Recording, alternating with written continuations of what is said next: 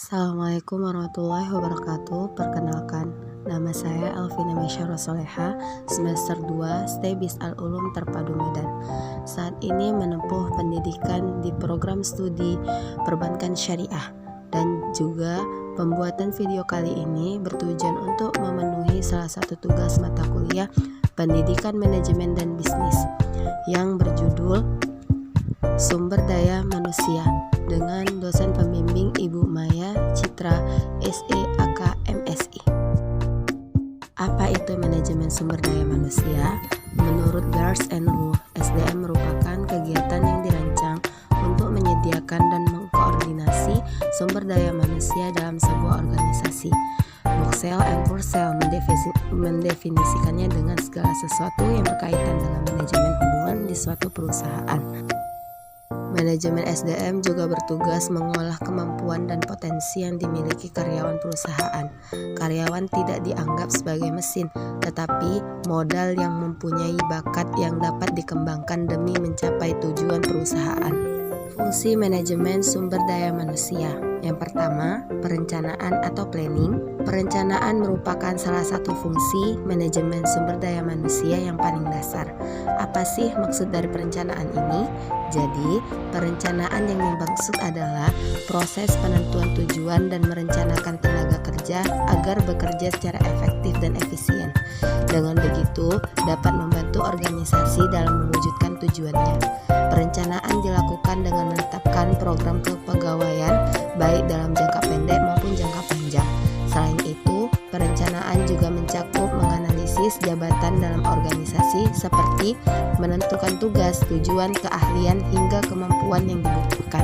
Yang kedua, rekrutmen hingga pemberhentian. Manajemen SDM juga bertanggung jawab atas proses rekrutmen hingga pada pemberhentian karyawan secara baik. Perencanaan rekrutmen, pemilihan kandidat, onboarding, hingga pada saatnya nanti kerjasama harus diakhiri.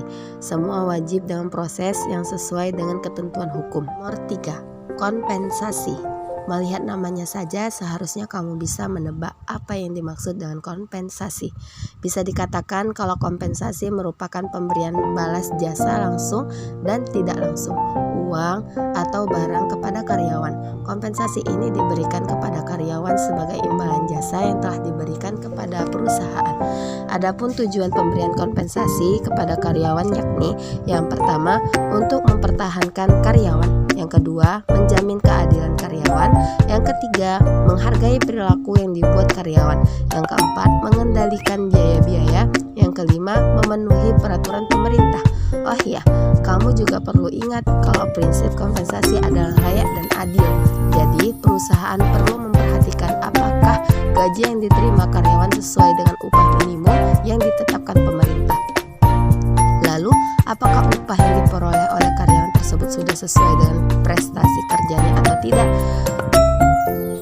Sebagai pelaku bisnis, sebaiknya kamu juga menyediakan tunjangan berupa asuransi kesehatan online untuk karyawan. Dengan memberi proteksi kesehatan terhadap karyawan, maka dapat meningkatkan kesejahteraan karyawan.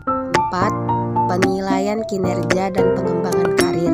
Maksudnya, melakukan penilaian kinerja secara berkala berguna untuk mengetahui sejauh mana kemampuan karyawan sudah berkembang. Di waktu yang sama, disediakan pula kesempatan jenjang karir untuk karyawan yang sudah memenuhi kualifikasi, sehingga karyawan bisa memiliki motivasi dalam meningkatkan kemampuannya. Pelatihan dan pengembangan kemampuan. Manajemen sumber daya manusia juga berfungsi dalam rangka memberikan pelatihan serta pengembangan kemampuan dari talent yang dimiliki. Talent adalah aset. Mindset seperti ini akan membuat talent sebagai investasi hidup yang dapat memberikan ROI yang diharapkan ketika diberikan cukup effort dalam pengembangannya. Terakhir adalah kedisiplinan. Kedisiplinan merupakan fungsi manajemen SDM yang terpenting, sebab tanpa kedisiplinan tujuan dari perusahaan akan sulit tercapai.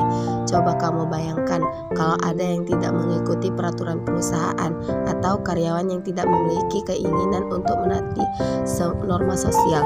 Hal ini tentu saja menghambat terwujudnya tujuan perusahaan. Disinilah MSDM mempunyai peran penting dalam mengelola kedisiplinan. Manfaat manajemen sumber daya manusia. Yang pertama, mengembangkan sistem kerja yang dimiliki perusahaan hingga ke titik paling optimal. Yang kedua, mengembangkan praktek manajemen berkomitmen. Yang ketiga, memastikan hak talent selalu dihargai dan didapatkan sesuai dengan prosedur.